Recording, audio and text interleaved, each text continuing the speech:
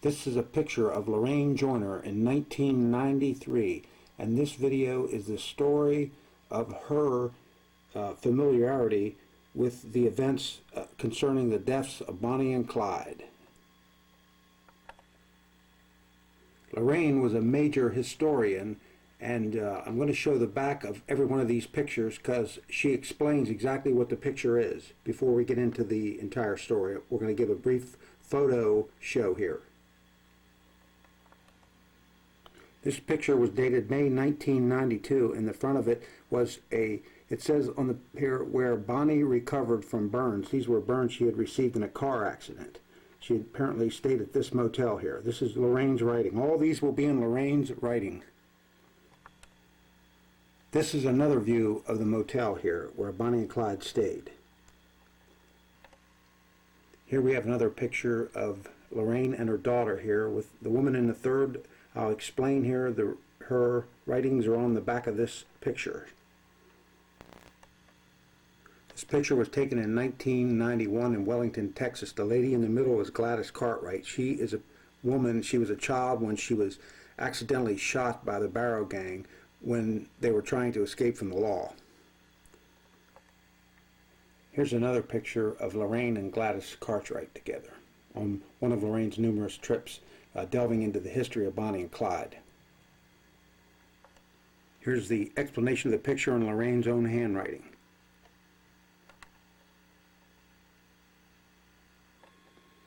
This is a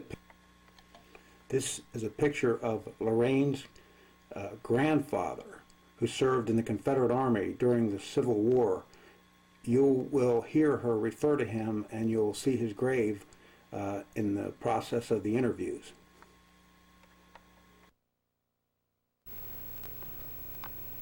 And where was he captured? Stand by. Yeah. Where was he captured at, or? He wasn't ever captured. Oh. But he served 2 terms in the Civil War. One, he was recruited out of Monroe, and another he recruited out of Alexander. I've got all those papers.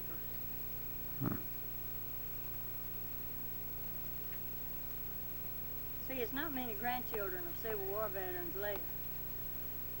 It's a bunch of great-grandchildren. The reason I'm a grandchild is because he was 40-something years old and had been married, and he married my grandma, and she was 16. And they had 10 kids. And that made her young enough to had my mom, which made me the granddaughter. Close-up photo of Lorraine's father-in-law, John Joyner, who was the contact man who coordinated the ambush of Bonnie and Clyde between the Texas authorities and the Louisiana law officers.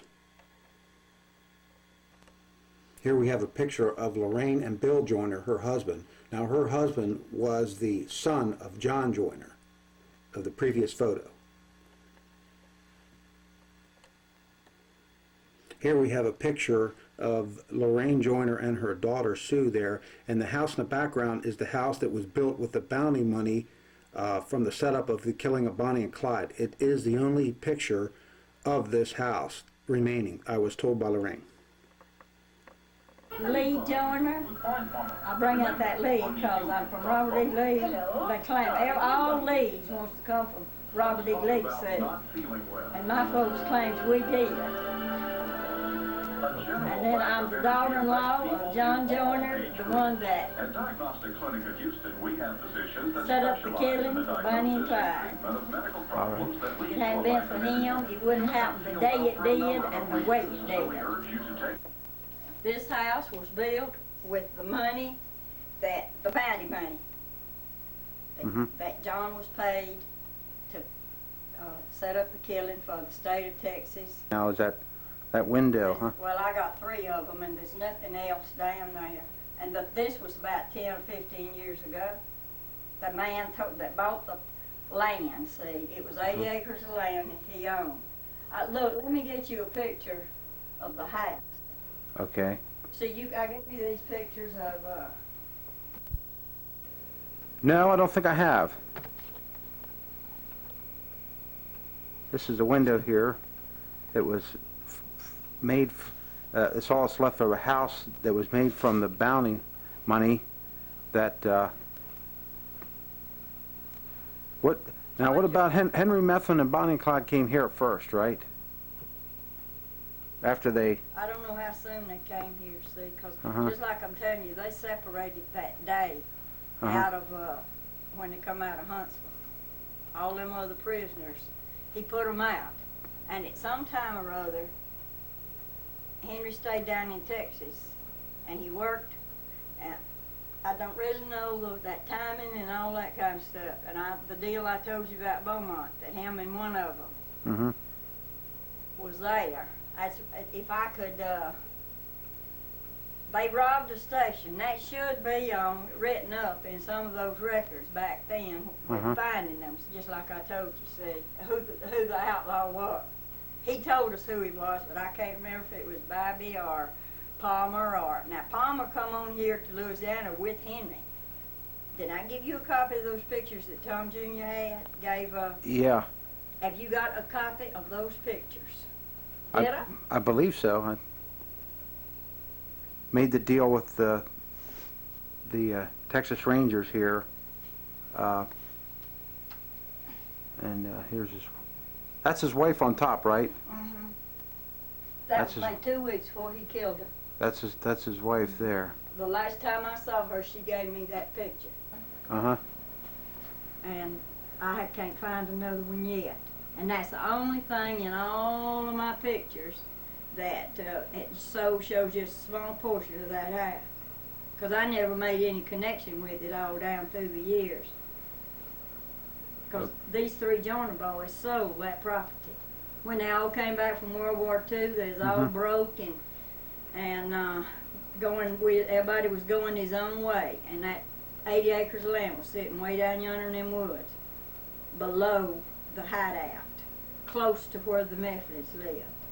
And the three Joyner boys sold the land. Now these next pictures will be a series of pictures of Henry Methvin, the young man that ran with Bonnie and Clyde and was responsible for getting them set up by the law authorities. This young man, Lorraine Joyner personally knew, and this will be a story about their knowledge of these affairs. Here we have a mug shot of Henry Methvin. He had gotten in trouble very early in rural Louisiana. Now these next pictures were procured by Lorraine herself through a lot of work, so I will put the proof of this in a letter form here. Here we have a side view of that previous photo. Here's the letter about her procuring these pictures from Huntsville State Penitentiary.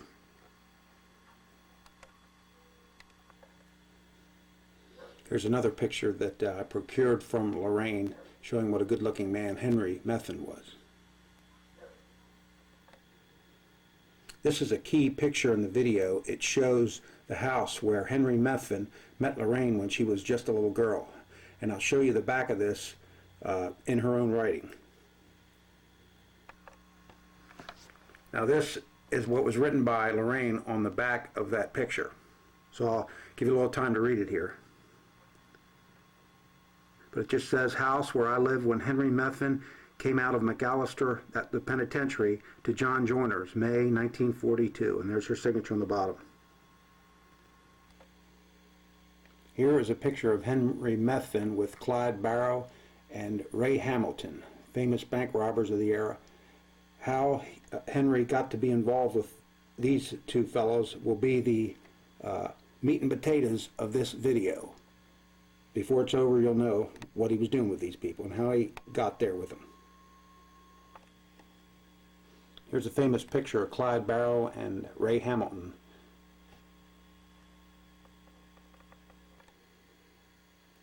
These next few pictures will be just members of the Barrow gang that were running in Louisiana at the time, Bonnie and Clyde. Here we have Ray Hamilton, a mugshot. a short-lived glory running around in a suit and tie. Most criminals of the era spent probably 99% of their time like this, behind bars wearing pinstripes. Another member of the Barrow Gang, Joe Palmer, here at one of his numerous arraignments. Now, he also ran in Louisiana at this time with Methvin, Ray Hamilton, and Clyde Barrow. Now, here's a shot of Henry. You'll notice the chains around his neck. That's Floyd Hamilton right there in the foreground, Ray Hamilton's brother. Here they are at one of their numerous arraignments after this Bonnie and Clyde fiasco was being sewn up.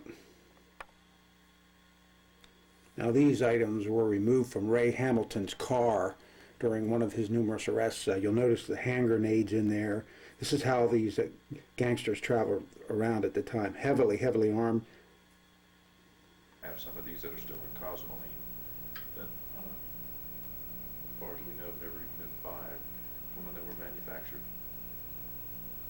You can see the stock on this one doesn't match the Ford stock. Mm-hmm. I don't remember how much these things weigh, but they're pretty heavy. Could you sort of hold one and, like, you know, where like you're firing it, just to, you know? Okay. See why they put bipods on the front of these things, because it's hard. It'll take quite a man to stand there and hold this thing up, take good aim with it. Mm-hmm. And we have a few magazines in there. And then you saw the ones that we had in there that had the bipods on them, and some of them have magazines on them. All the ones that look at this new gray on here, like this is parkerized surface, are the ones that have been reconditioned for World War II. You can see on here it was manufactured as a model 1918, and then it's been restamped as A2 is restamped on it. So we also have a couple of Swedish-made BARs. No, none of those upstairs I think are, but we have a Swedish BAR. It was made by Sweden.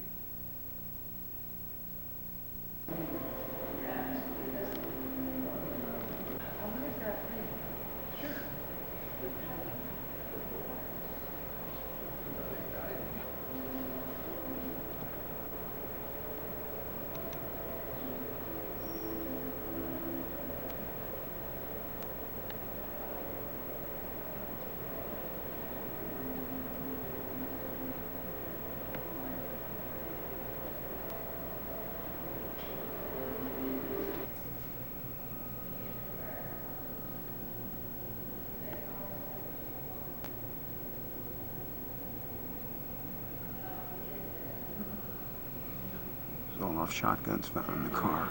Now, here is another mug shot of Henry Methvin, one of the last ones taken of him. A mug shot, that is.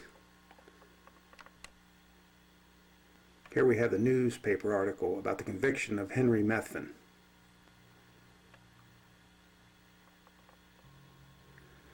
Now, this is a picture of the house that was on the Cole estate where Bonnie and Clyde were hiding out at the time they were ambushed. You notice there are the hats and some of the other items there, supposedly keepsakes of theirs. You'll be hearing a lot more about the Cole house in this tape. We have a video.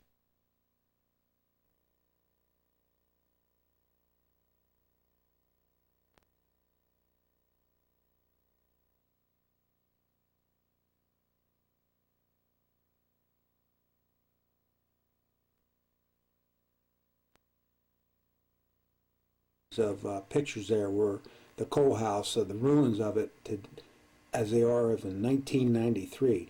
Now, this segment of the tape now will focus on the actual ambush. In the interviews with Lorraine Joyner, she will be talking about the different houses and how they were used. It's a picture of Bonnie here. Here's a picture of Clyde. You can notice in the last two pictures how they're beginning to get a little bit of a rough look to them. This segment also has an interview with one of the Methvins who doesn't believe that Henry actually did have anything to do with the ambush. So you'll hear from him also. This photo here is from the Criminal Hall of Fame. They're wax figures there. These are wax figures of the ambush that were in Arcadia, Louisiana in 1994. Here's the final picture here of Henry, who led them to the ambush. Sounds like no love lost here. Thought you'd be one more round. Louisiana here, and this is where the Methvin family, the family that set the Clyde barrow up, was from. And as you can see here, I'll zoom in. Here's downtown Castor and timber industry.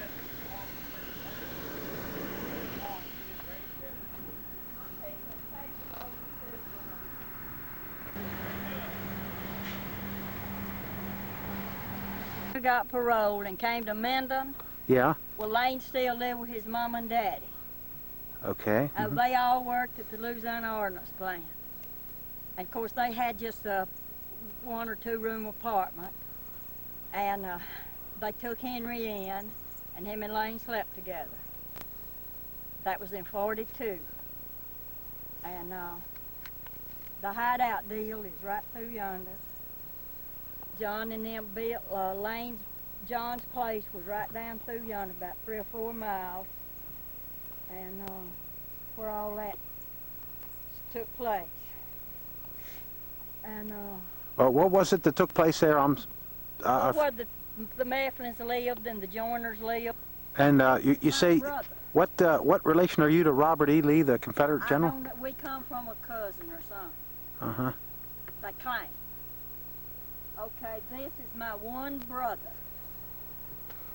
I'll show you where he lived. Where Okay. he lived was my daddy's he's the one I told you lost everything Daddy had. All right. He died, Bill died May, Bill died in March, and brother died in October the same year. I let him start running that store, him and his wife. He had got burned out. Mm-hmm. His business was burned out. And I let him out. She's a Cajun from South Louisiana. There's her. She's not dead.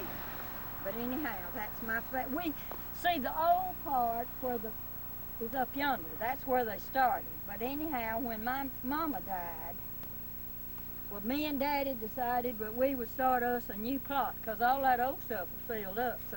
Uh-huh. We moved, this was a new part thing. Okay. And then here about 4 or 5 years ago, that was opened up.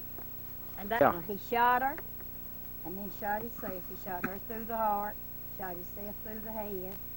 We had their funeral. It was an old church right yonder there, and we held the funeral there, and we put them there. Uh-huh. And what, Me and Bill, we bought, well, all the boys went in together and bought that tombstone, and I thought this up. I said, let's put their marriage on it. And that was the first tombstone in this cemetery that I can remember that ever had their marriage date, and all of them nowadays put their marriage date on. and what relation is this to Bonnie and Clyde again? I'm sorry. He was paid by the state of Texas to get old man Mifflin to stand on the side of he was the hit man, the behind the scene hit man. Uh-huh. And what relation are you to him again? My husband's daddy. Okay, and that's his Sue's grandmother. grandfather. Mm-hmm. And she was the only the one that you see him standing there holding the little baby. Right. That's her in 41, and the killing was in 42. The Bonnie and Clyde killing was in 34. Okay. I married him. Me and Bill married in 39. She was born in 41, and she was their first grandchild. They had no more grandchildren when they died. Uh-huh. No, the rest of the boys didn't have any then. She was the only. She's the only full-blooded Joyner it is to start with. And I'm going to show you one that I helped her buy. I bought her tombstone. I got to let Sue move to Shreveport, and she come every day and took care of him, and she took cancer of the breast. She wasn't very old, about less than 30. That's Stevenson there? Yeah. There? Yeah. And we got her on Social Security, which I had forgot. I mean, I look at them every year and raised with them, but all this, they've cut the stuff, built this road, the timber companies took over, and anyhow, one of those houses sat right there. Uh-huh. And Then old man Mifflin moved a tent. He lived in a tent right around here somewhere, and it was a well. Sue, where did he say that well was? Right down yonder? And Henry got in some kind of squabble with his daddy over the well, and anyhow, this daddy of his, which was old man Clyde, told him he'd knock him in the head with a hammer. I have heard that tale always, and I made him tell him here that day. But anyhow, this is where Bonnie and Clyde came to first, when they was first brought to Louisiana. This is where the Mexicans lived. Now they moved on south of here later, and then sometime, and then I don't even know the dates of all that, but anyhow, and then, of course, the officers, everybody knew it, that Henry had broke out. And I think when they broke Henry out of East Town, his daddy was down there getting his release. He was fixing to get him out. Henry had cut a feller's throat in Texas, caught a ride with a feller, cut his throat, took his car and his money. He down in Refugio County, Texas. He was about 19. He'd been out west hunting, picking cotton or wheat or something like the boys did back in, it was about in 31 or 2. And they sentenced him to, I forgot how many years, I got it down on some paper that Robert Bob Pierce gave. Now Henry said, you will read where it says that Henry had served time with Clyde Barra and he knew, but Henry, I don't think, he didn't even know that they was gonna break him out that day. He told us that he was standing there looking at the shooting, the breakout, Raymond Hamilton, Joe Palmer, and whoever them others were.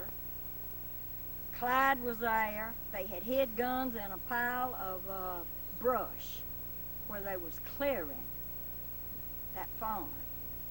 That warden told me and Sue down there this summer at Eastham that they would pile up the brush trying to make farmland, which is all farmland now, see?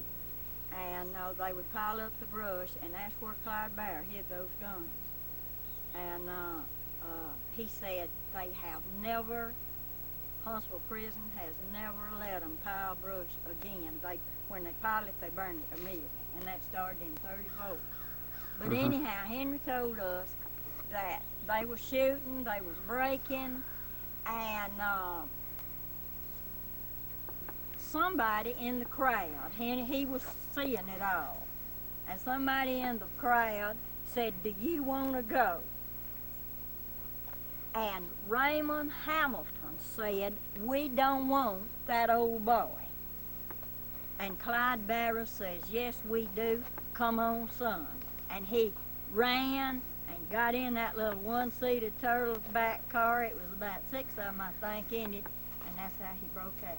Now, I heard him tell that, and that's the way I think it is. One of their hideouts, Bonnie and Clyde's hideouts here. Some more of the Methvin family here. Lorraine Joyner just told me. So this is standing here in front of Social Springs Cemetery. This is where the Methvin family are buried. The family that made the setup of Bonnie and Clyde.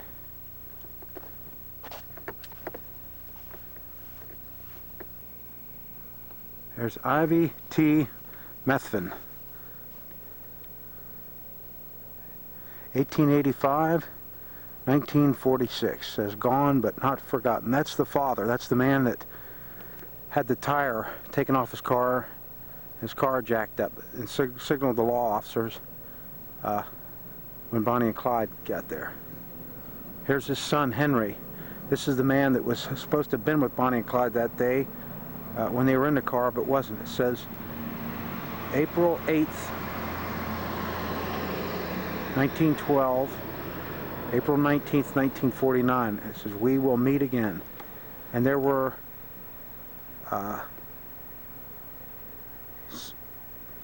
circumstances surrounding both of these deaths where they They're really not sure. They believe they may have been some type of gangland style slayings of both of these. They were both died. This man here was supposedly killed when a train ran over him. And then the letter here about the father says that he was struck by a car, but they're not really sure. He was either struck by a car and he was badly beaten up. Now, I believe he told me it's on that video. His great uncle owned this. And his grandpa and his daddy. And somebody put old man Metcalf down there in a house. Out here, and just like I said, Joe Cole grew up right yonder, and he ought to know. And he said the marker is approximately at the right place. They were sitting right over yonder. Old man Metcalf was parked somewhere down in there, and Bonnie and Clyde came around. You know, I told you I talked to a woman the day you came from Ringo? yeah. Okay, her daddy was a police chairman, and I think she told me he made the motion. His name was Mr. McCoy, and to build the thing here. And I asked her name's Joyce Baggett, and I asked her, I said, do you think it's in the right place? And she said, as far as I know, but said my daddy was on the police jury when they decided to put it here. It was much something going on. Now that again, after the shootout down there, this is we're standing here in front of the Gippsland School here, and Lorraine Joyner here is going to say what happened out in front of. They stopped and let them view the bodies, let the school kids view the bodies that day as they were towing them to Arcady. See, they come from down there. Yeah. They towed them cars. And I don't think them bodies was taken out of the cars till they got them to Arcady, I think. And they come up here and they got on old Highway 8. It wasn't no interstate. They pulled over here, and right in here somewhere, and let some school kids come out and look at it. Block here is one of these buildings here is there was a lunch here where Bonnie and Clyde picked up some food supposedly, and this is downtown Gippsland, Louisiana. This is where they finalized plans to put an end to the career of Bonnie and Clyde. They bought she had a sandwich on her lap. They believe she got it at a restaurant that was on that block there. On the tape, the black and white tape about Bonnie and Clyde, it has them. That's where they're walking across there, isn't it? Down that street right there. They're walking right down this street here on the black and white tape that was made by Ted Hinton. That's right. Okay. And then where that car's sitting, Yeah. I think was the depot right over here. And the car was sitting over. I think. Now I'm not really sure. The car was about sitting somewhere over here. where, This is the old and it says Arcady on that curve. Now that's a watch that Bonnie Parker gave to. April 1934. Let's get a close up on that. His mother pawned it to my mother-in-law for $10. Henry was in a death cell in McAllister, Oklahoma, and Miss Mefflin wanted to go see him before they executed him. They shaved his head 3 times and never did kill him. But anyhow, he finally got paroled and he come to Minden where we were. And Okay. he's the one that brought them to Louisiana. Henry Okay. Mefflin brought them to Louisiana. Okay. Or they would have never got here. I never did see Bonnie and Clyde. I never did see them. But the evening that Bonnie and Clyde got killed, I used to, that's been a long time ago, I used to take a lot of papers, read papers. So he told me to come go with him. So I went with him. And I didn't realize what a danger I was getting in. I hadn't seen him in 5 years. And I reckon about a mile down that road. We started down that road, he said, Willie, I can see the laws from both sides. That scared me. I really got scared then. And so we went on and went to Noel's house down there. When we got to the house, Uncle I was trying to climb the wall in the house. He's talking about the cold place. Yeah. I know. So I slept that night with that shotgun, with a pistol on my head, and him with a shotgun on his head.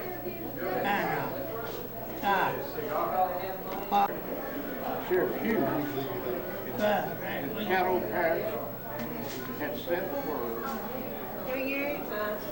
that if Henry got in that car, crossed.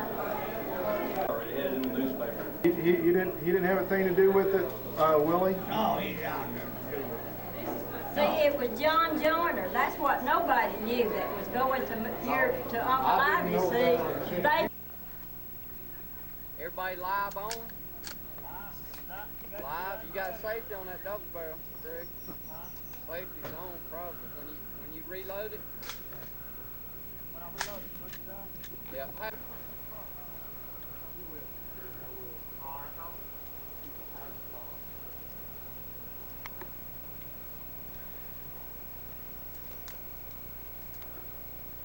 Are we ready?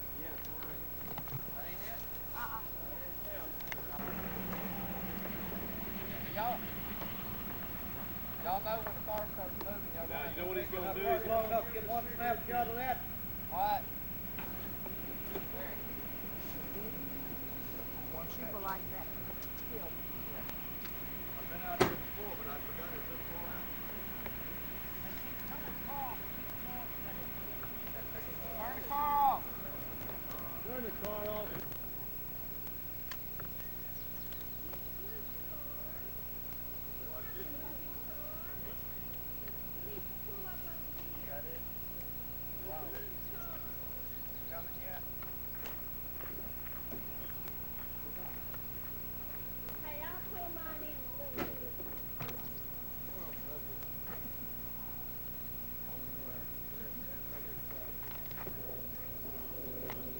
Clyde coming.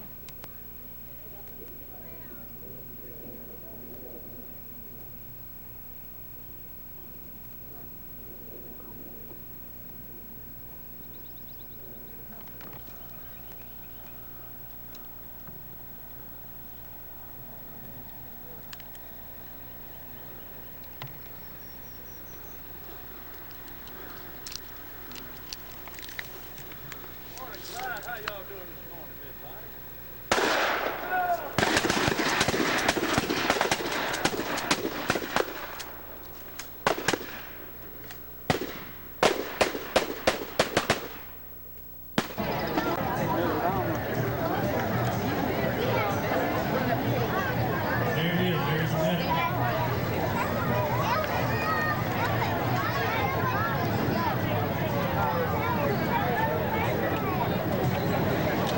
You can only imagine the people following that car through town that day.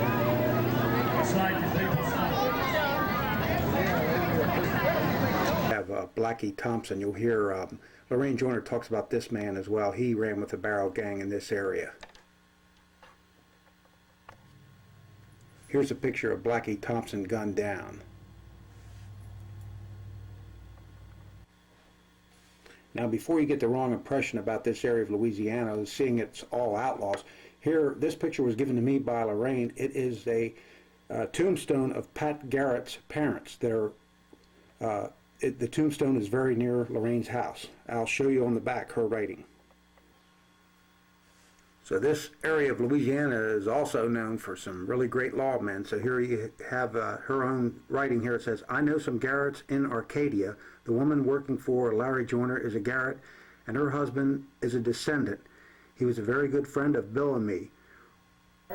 I live in Arcadia, Louisiana, about 18 miles from where Bonnie and Clyde were killed in May of 1934. I became interested in Bonnie and Clyde a few years ago. We have quite a bit of memorabilia about their death and their history and everything like that. And it's always a pleasure to share it with anybody that comes by. We don't try to make a huge amount of money off of it. We just try to break even. And we're happy to tell and to do everything we can to help everybody get the real true story about the two horrible people that were killed by our law enforcement officers here in Bienville Parish. The situation was we discovered a half-brother of mine was delivering groceries, supplies, and mail to various outlaws and elements of this type up in Bossier Parish, even here in the Bienville Parish. And we discovered this just prior to the apprehension of Bonnie and Clyde that led to their demise here in Bienville Parish. I was approximately 13 years, 4 months old when we discovered my brother's involvement.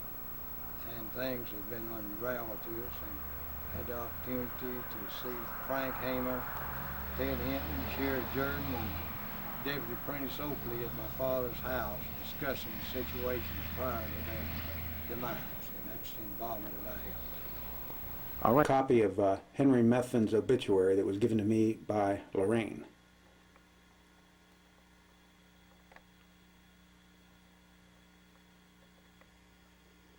Now I'm going to read you here, this was a suspicious death here. It says, according to the coroner, the train started moving out of the station while Methvin was under it, and the wheels passed across his shoulder, killing him instantly. So that seems suspicious there. It said Methvin had apparently tried to cross the tracks by going underneath the Southern Pacific passenger train, which had stopped at the Sulphur station. Now here's an interesting photo from the period, although this doesn't involve the Barrow gang, it involves the Dillinger gang here. Here we have a man who's facing down a criminal who killed his brother.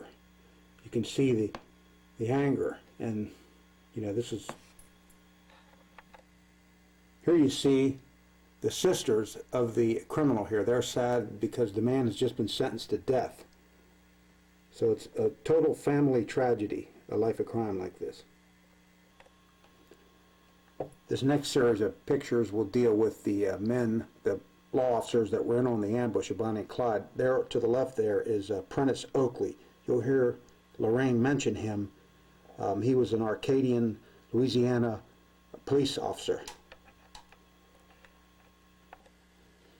On the far right there, right beside Frank Hamer, the Texas Ranger smoking the cigarette there, that's Henderson Jordan. And Prentice Oakley and Henderson Jordan were the two officers from the rural Bienville Parish that were in on the setup of Bonnie and Clyde involving John Joyner and the Methvins and the house on the coal estate.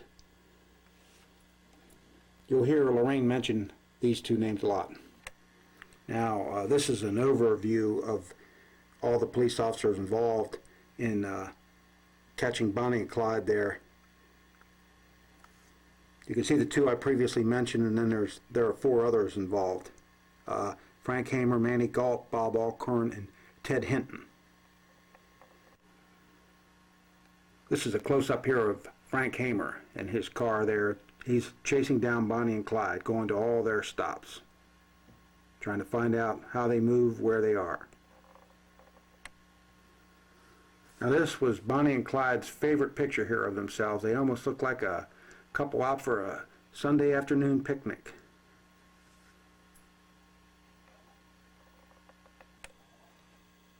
Less flattering is this one. This is the one that was on the reward posters. It's one of the men here that was in on the shooting there that day. That's the Oakley plot. He's the one holding them car tags in them pictures that come out of Clyde's car. One of the Henderson Jordan grave right there. You can see it in relation to Gippsland. There, or in relation to Arcadia. There's Arcadia down in there. And up in Henderson Jordan, the plot here. Try to zoom in on it here. That's World War I. See, he's in World War I. He's the same age as my daddy. In 1896, he was born. Daddy was, and he died in 58, and when Prentice Oakley died in 57, wasn't it? Didn't that say so, 57? Now begins a series of pictures showing you what the Depression era Louisiana rural life would have been like. Here we have, you can notice the truck operations here involving labor. Remember, this all occurred during the Depression era. Another picture here of fruit picking in the area. Agriculture, farming, really big in this, and as well as the timber industry. This was how people made their living back then. Here's a mixture of the old and the new. There's a truck there and an old wagon loaded with cotton. Cotton was still one of the major agricultural products of this region. This picture almost looks like it could be in the 1860s, but it was actually representative of the 1920s cotton industry. Another photo of rural Louisiana. These sites would have been common views to Bonnie and Clyde as they were fleeing from the law authorities throughout the areas and looking for new hideouts. I'm just presenting these pictures to give you an idea of what the rural life was actually like back then.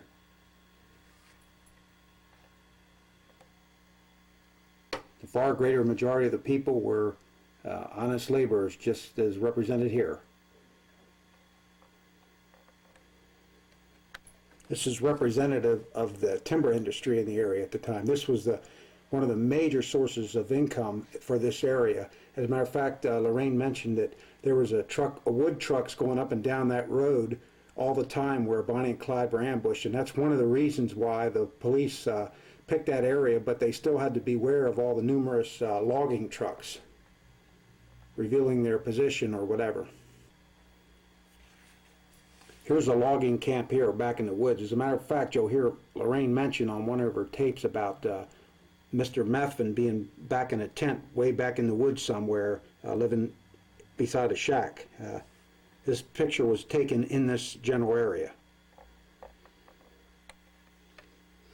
This picture is representative of the type of gravel road that would have been in this area, as well as you can see the shacks and the vehicles. I'll pan this over this way a little bit so you can see the rural spread here.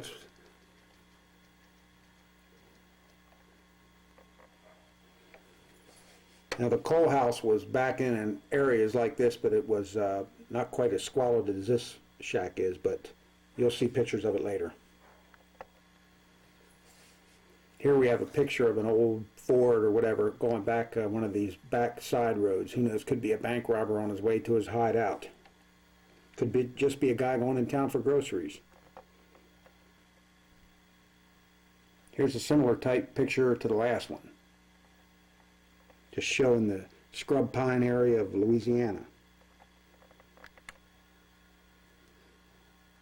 Now this picture is a picture of an agricultural unit for the Texas prison system, just showing what type of work most of the prisoners did there. Supposedly Clyde Barrow and Ray Hamilton were in these groups a lot of times. This was how they spent most of their time, as a matter of fact.